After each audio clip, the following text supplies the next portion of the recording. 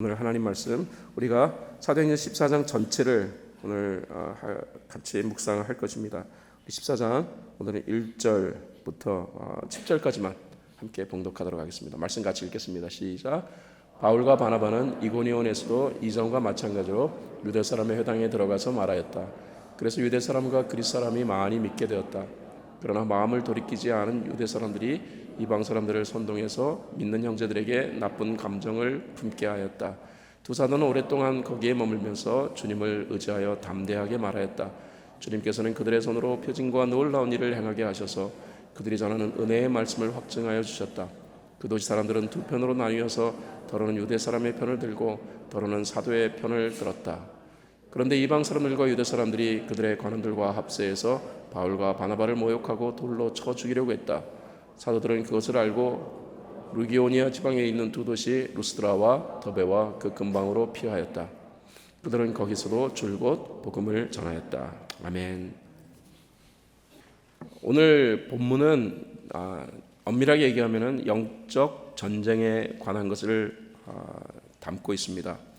왜 우리의 삶 가운데, 신앙생활 가운데 이 영적인 전쟁이 벌어질까요? 영적 전쟁이 벌어지는 중요한 이유가 있다면 그것은 가치 때문입니다. 세상에 하나님이 창조하신 온 우주 만물 모든 피조물 가운데서 가치에 대해서 제일 잘 알고 있는 피조물이 있다 그러면 저는 사탄이라고 말하고 싶어요. 사탄은 가치에 대해 너무 잘 알고 있어요. 무엇이 최고의 가치를 가지고 있는지. 사탄은 그 가치를 너무 잘 알았기 때문에 하나님처럼 되고 싶어서 하나님 앞에 반역했습니다. 결국 사탄은 타락한 영이 됐는데, 타락한 영이 되고 나서도 계속해서 하나님이 받으실 영광을 자기가 차지하려고 합니다. 그래서 하나님의 영광이 나타나는 곳에서는 사탄이 반드시 등장하게 되어 있죠.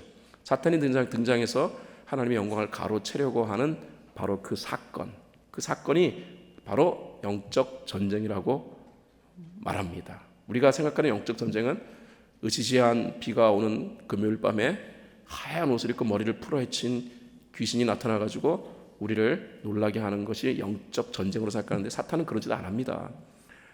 가치를 빼앗기 위해서 사탄이 발악하는 이 내용들, 우리가 오늘 말씀을 통해서 좀 살펴보기를 원합니다. 자, 오늘 본문을 통해서 우리가 꼭 알아야 될 것은 영적인 삶이 일어나고 있는 곳에서는 성령의 역사가 있는데, 그 가치가 증대되어지는 곳일수록 성령의 강력한 역사가 있고 그 다음에 악령의 발악이 있다는 것입니다. 여러분, 가장 가치 있는 게 뭡니까?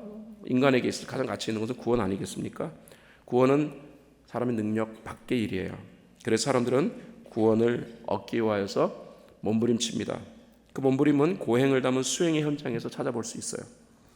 바울도 회심 전에는 율법의 요구를 충족시킴으로써 구원을 얻으려고 했습니다.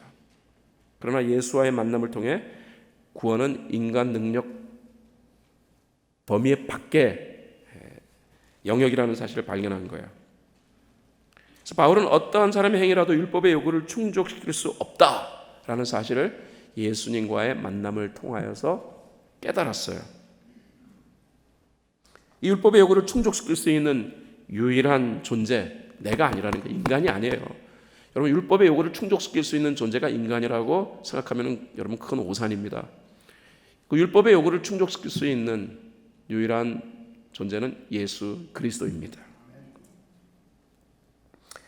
그래서 바울은 예수가 율법의 요구를 충족시킬 수 있는 분이구나. 그래서 예수가 그리스도라는 말은 예수님만이 율법의 요구를 충족시킬 수 있는 분이라는 뜻이에요. 아멘입니까? 그래서 이 사실을 절대 진리로 바울은 삼은 것입니다. 그리고 이 절대 진리를 나눠야 할 일이 자신이 해야 할 일이다. 그것을 자신의 삶의 본질로 삼은 거예요. 그러므로 우리가 예수가 그리스도다라고 선포하는 곳에는 악한 영이 방해할 수밖에 없어요. 예수가 그리스도다라고 선포되어지고 그것을 받아들이는 사람은 구원을 얻게 되어지니까 당연히 사탄은 그 자리에서 방해 공작을 펼 수밖에 없습니다. 하지만 또 그 자리는 성령이 제일 기뻐하는 자리예요. 왜? 절대 진리가 뭡니까? 예수가 그리스도니까. 예수가 그리스도라는 절대 진리가 선포되어지니까 성령님은 제일 기뻐하세요. 사탄은 제일 싫어해요. 그래서 성령의 이 기쁨, 그리고 사탄의 시기 질투, 아니면 사탄의 무슨 미혹, 이것들이 묶여져 가지고 그 자리에서 뻥 하고 영적인 전쟁이 벌어지는 것이죠. 자, 바울과 바나바도 예수가 그리스도다라는 사실을 드러내기 위해서, 선포하기 위해서 이제 선교 여행을 이제 진행하고 있습니다. 지금 우리가 묵상하고 있는 사도행전 14장에는 바울과 바나바가 첫 번째로 선교 여행을 하는 이제 이 내용이에요. 그러니까 안디옥에서 출발해 가지고서, 그래서 이제 오늘 우리가 읽은 본문에 보면은 이제 이고니온을 거쳐 가지고서, 그래서 이 사건들이 이제 이루어지고 있는 것입니다. 자, 1절 말씀 보겠습니다. 바울과 바나바는 이고니온에서도 이전과 마찬가지로 유대 사람의 회당에 들어가서 말하였다. 그래서 유대 사람과 그리스 사람이 많이 믿게 되었다. 복음을 전하니까 믿었군요 라고 생각하시면 안 됩니다. 사실 이제 우리가 잘 살펴보면요, 이게 믿었다라는 이 내용에 어떤 사람이 믿었는가 하는 부분을 살펴보면은, 야, 이게 보통 일이 아니구나 라고 느낄 수밖에 없을 거예요. 성경을 읽으면은 바울과 바나바가 복음을 전했죠. 그랬더니 유대 사람과 그리스 사람이 많이 믿었다라는 것입니다. 사실 유대 사람, 그리스 사람은 복음을 받아들이기 어려운 종자들이라고 생각하시면 될 것 같아요. 왜? 유대 사람은 율법적 사고의 틀을 가진 사람이에요. 유대 사람이 가지고 있는 생각 가운데 정말 깨지 않는 그런 생각이 뭐냐 그러면은, 하나님은 율법을 자신들에게만 주셨다라는 거예요. 그리고 그 율법을 또 지킬 수 있도록 하나님은 자신들에게 또 특권도 주셨다라는 거예요. 그리고 율법은 우리들의 것이고 우리는 그 율법을 지키면 구원 받는다라고 생각하는 사람이 유대인입니다. 그러니까 절대로 예수를 믿을 수 없죠. 예수를 통하여 구원을 얻는다는 것은 자신들이 생각하고 있는 사고의 내용과는 너무 다른 거기 때문에, 그래서 그들이 메시아를 기다리긴 기다립니다. 하지만 메시아가 인성이라 그러죠. 인간의 모습, 인간적인 모습의 메시아가 아니에요. 그들은 신성만을 가진 메시아를 기다리는 거예요. 그러니까 인성을 가진 메시아가 오셨는데, 그분이 마국간에서 태어나고, 그분이 또 고난도 당하시고 이런 모든 모습을 보면서 저 사람이 어떻게 그리스도가 될 수 있는가, 그래서 예수님을 믿지 않은 이유가 거기 있는 것입니다. 유대적 사고에서는 그리스도는 인성을 가진 분이 아닙니다. 오로지 신성만을 가진 그런 분. 그러니까 예수를 믿지 못해 죽어도 못 믿습니다. 근데 오늘 성경 말씀 보세요. 그 사람들이 믿었어요. 왜 믿었을까요? 이건 인간이 예수를 믿는 게 아닙니다. 우리가 예수가 그리스도입니다 라는 사실이 선포되어지는 그 자리에 성령께서 함께 하셔 역사하시기 때문이죠. 또 오늘 본문을 보면은요, 그리스 사람이 예수를 믿었다. 야, 이것도 그랬나 보다 생각하실지 모르지만 바울이 그래서 대단한 사람인 거예요. 이 그리스 사람들이 어떻게 예수를 믿어요? 사실 그리스 사람이 예수를 믿는 것은 정말 거의 불가능하다라고 생각하시면 될 것 같아요. 왜? 그리스 사람들은 철학을 바탕으로 하는 사고체계를 가진 사람들이에요. 이 사람들은 진리는 사고 행위를 통하여, 생각을 통하여서 진리에 접근할 수 있다라고 믿었던 사람들입니다. 그래서 이 그리스 사람들은 철학이 곧 삶이었어요. 그러니까 맨날 밥 먹고 난 다음에 뭘 하냐면은 생각하는 거예요. 생각. 다시 말해서 그리스 사람들에게 있어서 핵심은 이성이었어요. 그러니까 진리라는 것은 내가 납득해야 된다는 거예요. 납득하지 않으면 진리가 될 수 없다. 이게 그리스 사람들의 사고관입니다. 그래서 그리스 사람들의 구원은 납득이 안 되면 구원을 이해하지 못해요. 그래서 예수님을 전할 때, 그리스 사람들 전할 때 예수가 그리스도요 라고 전하면은 그 사람들은 얘네들 장난하나 라고 맞받아치게 돼 있어요. 왜? 냉철한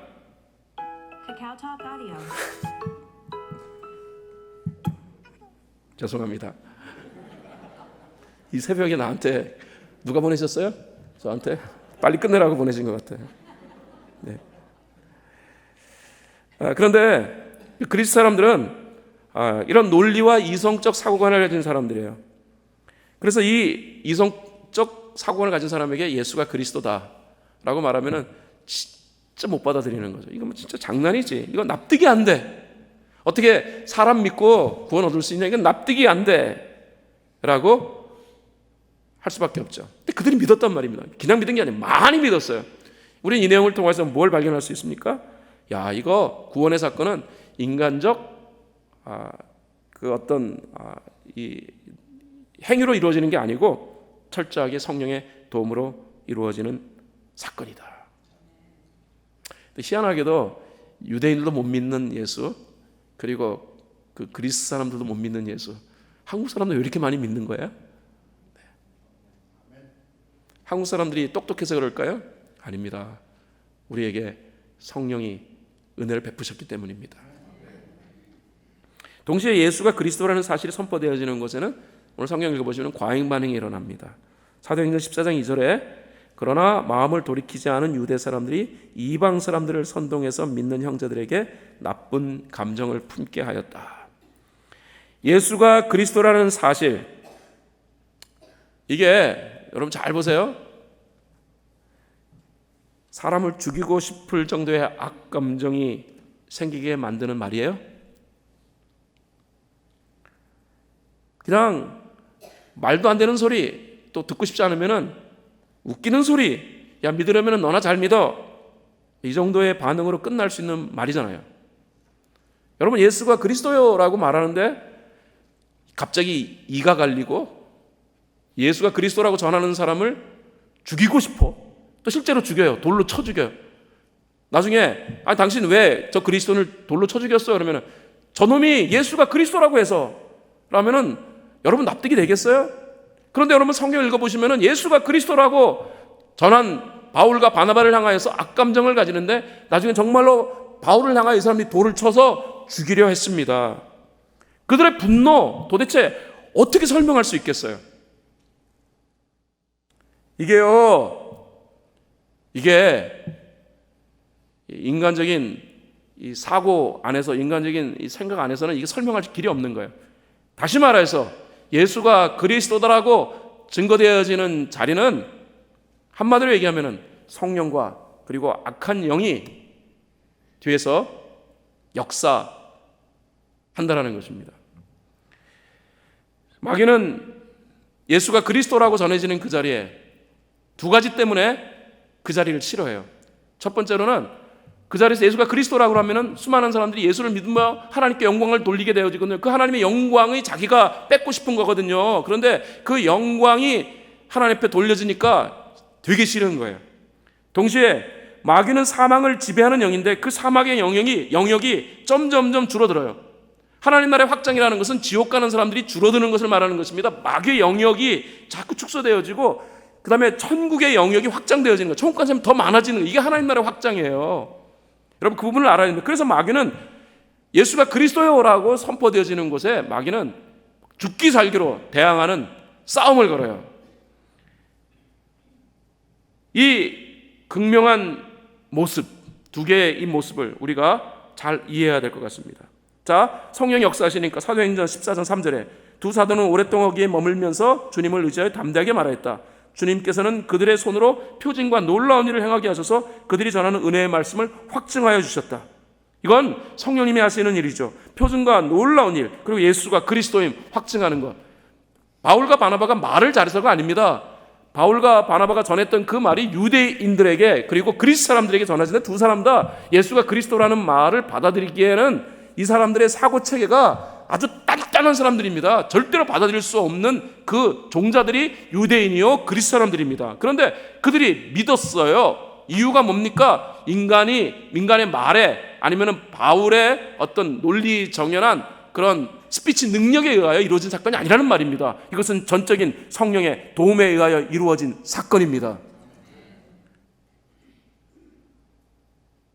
동시에 다른 한쪽에서는 예수가 그리스도라는 것을 선포하는 바울과 바나바를 죽이려 해요. 사도행전 14장 5절에 보면은요, 그런데 이방 사람들과 유대 사람들이 그들의 관원들과 합세하여 바울과 바나바를 모욕하고 돌로 쳐 죽이려고 했다. 바울과 바나바를 모욕하며 돌로 쳐 죽이려고 시도했다는 것, 강한 마귀의 역사가 있었다는 것입니다. 바울과 바나바가 제시하는 이 복음 앞에서 극명한 두 개의 상이한 반응, 본문이 분명히 얘기합니다. 왜 그런가? 이게 가치 싸움인 거예요. 여러분, 어떤 곳에 도둑놈이 자꾸 호시탄탐 노립니까? 아니, 어떤 곳은 뺏어가려고 사람을 죽이기까지 합니까? 그것이 가치 있는 곳일수록 그런 일들이 벌어져요. 그래서 가치가 있는 곳일수록 방어도 많이 하잖아요. 알람도 달고, 그 다음에 시큐리티 가드도 세우고.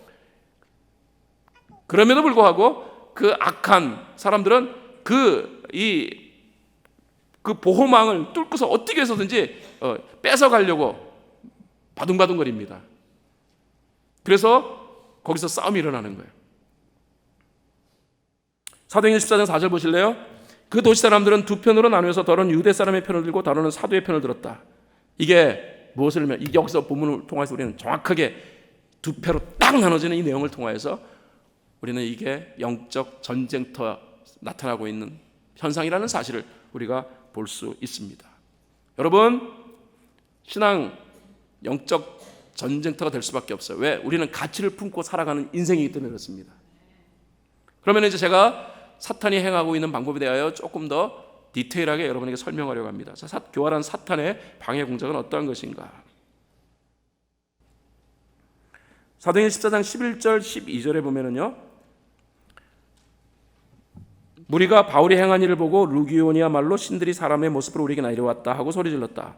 그리고 그들은 바나바를 제우스라 부르고 바울을 헤르메스라고 불렀는데 그것은 바울이 말하는 역할을 주로 맡았기 때문이다. 이 내용이 왜 벌어졌냐면은 루스드라에서 바울이 걷지 못하는 사람을, 지체장애자를 걸을 수 있도록 회복시킨 거예요. 이게 상식을 초월하는 이 이적이 그 마을에서 일어난 것입니다. 바울이 행한 이적 앞에 사람들은 야, 이거 인간이 할 수 있는 일이 아니야 라고 생각해서 신이 강림했다라고들이 생각한 거예요. 근데 그리스 사람들이 믿는 신은 다신교입니다. 다신.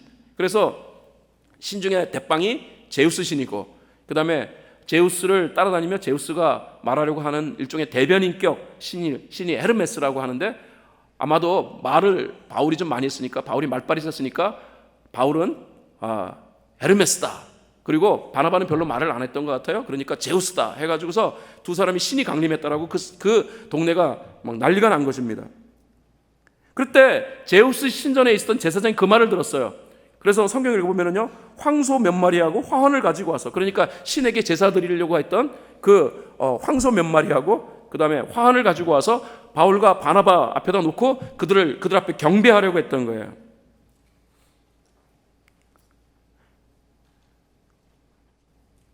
물론 바울과 바나바가 이러면 안 된다라고 하면서 막 옷을 찢으면서 여러분 이러면 안 됩니다. 고정하십시오. 우리는 신이 아닙니다. 이 모든 일을 행하신 분은 하나님이십니다. 하고 하나님을 지금 말하는 거죠. 그런데 여러분, 왜 이런 일들이 벌어지는가 잘 아셔야 합니다. 그들이 신이 왔다라고 얘기하는 것은 뭡니까? 그 선교 현장에서는 하나님의 역사가 있기 때문에 그런 거예요. 하나님만 할 수 있는 역사가 있기 때문에 그런 거예요. 하나님이 하신 역사 뒤에는 하나님이 받을 영광의 분깃이 있다는 말입니다. 그 영광의 분깃. 그래서 바울과 바나바가 신인 줄 알고 그들은 바울과 바나바를 향하여 경배하려고 했습니다. 그 경배가 하나님이 받으셔야 할 경배라는 말이에요. 그런데 그들이 무지했기에 그러므로 바울과 바나바에게 경배하려고 했다는 거예요. 물론 바울과 바나바는 안 된다. 이것은 우리가 행한 일이 아니고 하나님이 행하신 일이다. 라고 바울과 바나바가 말하는 거예요. 그래서 사도행전 18절에 보면은 두 사도는 이렇게 말하면서 군중이 자기들에게 제사하지 못하게 겨우 말렸다라는 거예요. 근데 여러분, 이 부분을 주목하셔야 해요.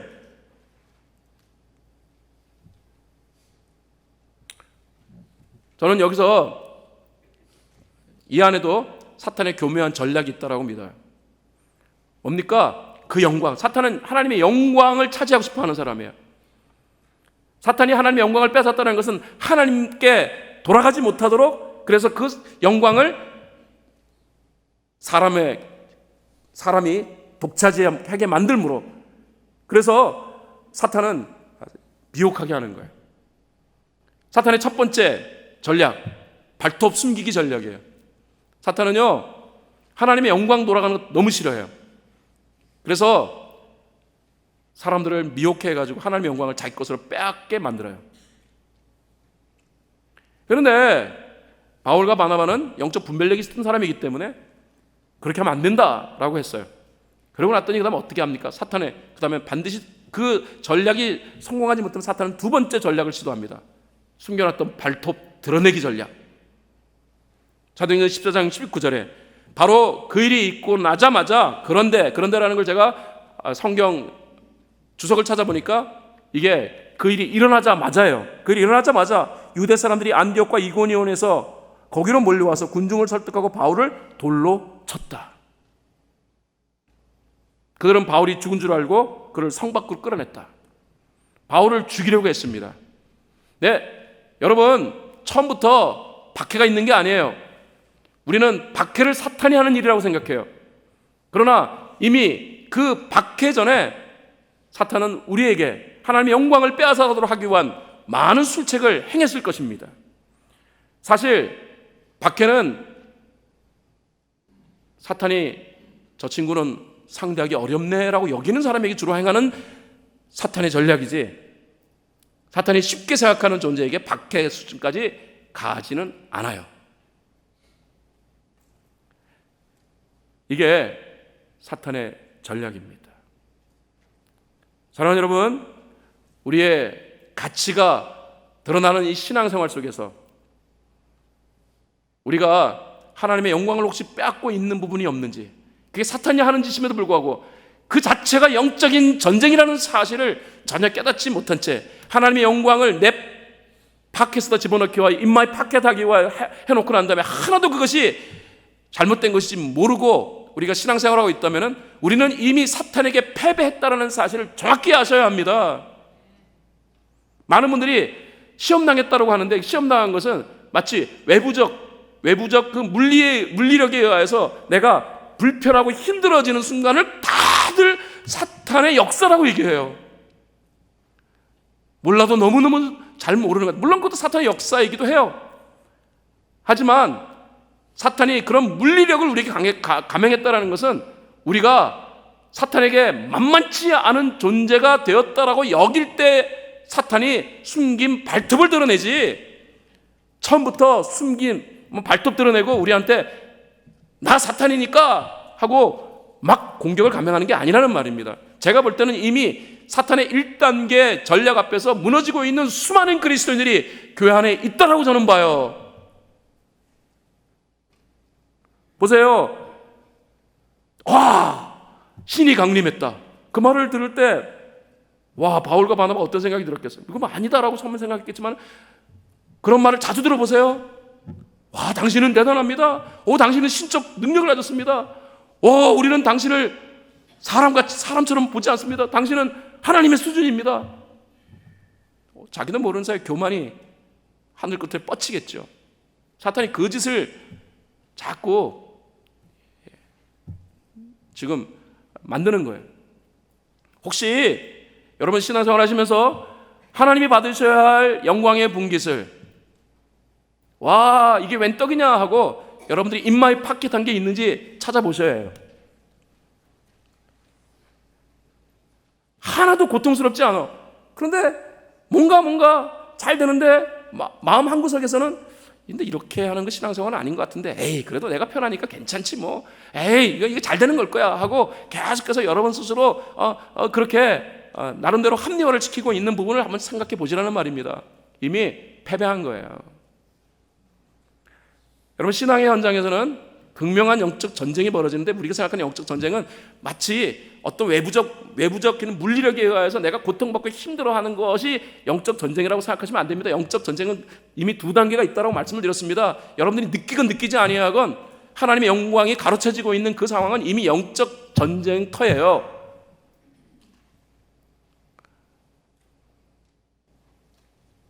주일 성수 안 하고서도 와, 재밌네 이렇게 생각하시면 이미 우리는 영적 전쟁에서 패배하고 있는 것입니다.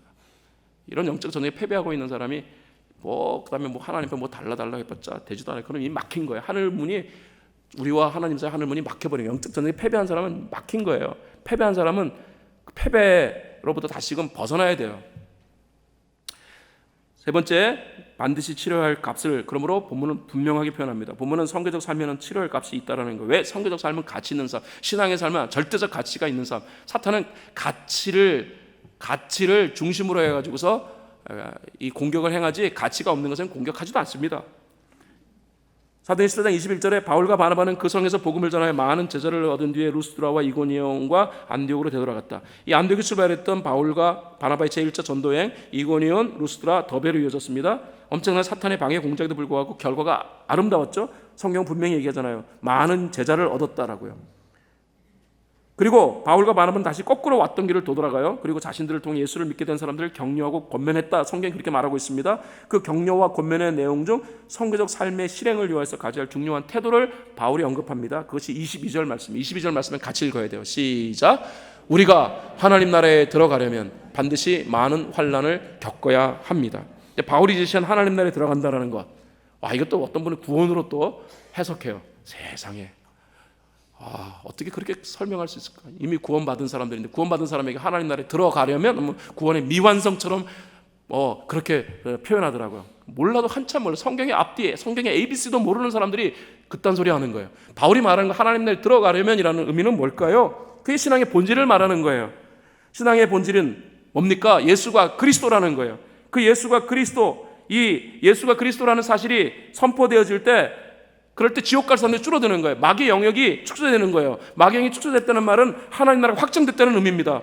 마귀에게 빼앗긴 사람들을 하나님 되찾는 것이 하나님 나라의 확장의 개념입니다. 바울은 이 삶을 본질적 삶으로 본 거예요. 그래서 예수 믿었던 사람들에게 이 본질적 삶을 잘해야 된다는 사실을 격려했다는 말입니다. 선교적 삶에, 그러므로 반드시 나타날 수밖에 없는 것, 반드시라는 말을 바울이 얘기했습니다. 반드시 많은 환난을 겪어야 합니다. 바울은 이미 예언한 거예요. 여러분들이 가장 가치 있는 신앙의 삶을 살아가니까 마귀가 여러분에게 찝쩍거릴 것입니다. 여러분의 삶은 마귀의 공격이 있는 삶이 될 것입니다. 그렇지만은 굳게 서십시오. Stand firm. 마귀의 공격을 두려워하지 마십시오. 많은 환난, 성교적 삶을 위하여 치료할 값을 말하는 거예요. 바울이 이것을 강조하는 것입니다. 그리고 바울은 자신을 파송했던 안디옥으로 돌아가요. 거기서 선교 보고하잖아요. 사랑하는 여러분, 오늘 저는 영적 전쟁에 관해 말씀드렸습니다. 영적 전쟁 누가 경험하는가? 세상 사람은 영적 전쟁 없어요. 이미 영이 죽어버렸기 때문에, 사탄에게 이미 속한 인생이 됐기 때문에 세상 사람에게 영적 전쟁 없습니다. 근데 예수 믿고만 나면 왜 그렇게 자꾸 갈등이 생기는지, 그게 예수를 우리가 믿고 있다는 증거예요.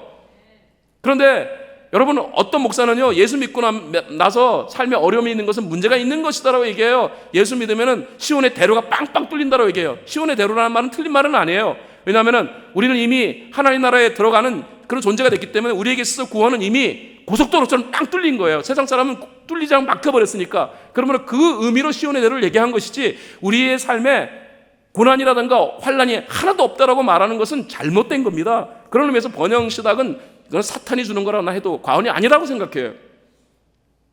분명히 아셔야 될 것은, 신앙의 삶에는 사탄의 공격이 있습니다. 우리가 신앙생활을 잘 하면 할수록 사탄은 우리의 신앙생활을 가로막는 온갖 종류의 방해 공작을 실행할 것입니다. 그런데 그 사탄의 방해 공작은 딱 두 단계로 나타나요. 숨긴 발톱 작전, 발톱 드러내기 작전. 많은 예수 믿는 사람들이 사탄의 공격은 드러낸 발톱의 사탄의 공격이라고 생각합니다. 그러나 제가 볼 때 사탄은 발톱을 언제 드러내냐면은 만만하지 않다. 이거는 해도 안 되는 놈이네. 그러면은 그냥 발톱으로 꽉 찍어버려야지 하고 마지막 내놓는 사탄의 공격 카드가 발톱 드러내기란 말입니다. 그 말은 무슨 말이냐면은, 예수 믿는 사람들이 사탄에게 이미 무너졌다라는 것을 모르는 사람이 태반이라는 말입니다. 죄송해요. 오늘 저희 메시지를 듣는 여러분 가운데서 이미 사탄에게 무너졌음에도 불구하고 무너진 것조차 모르고 있는 분도 계실 수 있습니다. 사탄의 무너진 존재가 아무리 하나님 영광을 얘기해도 의미 없어요. 이미 하나님 영광을 우리가 뺏어버렸는데, 그러므로 뺏어버린 하나님 영광을 하나님께 돌려드려야 해요. 그것이 뭐냐 이러면은 삶의 본질을 다시 한번 정확히 확인하는 작업이라는 말입니다. 말씀을 결론 짓겠습니다.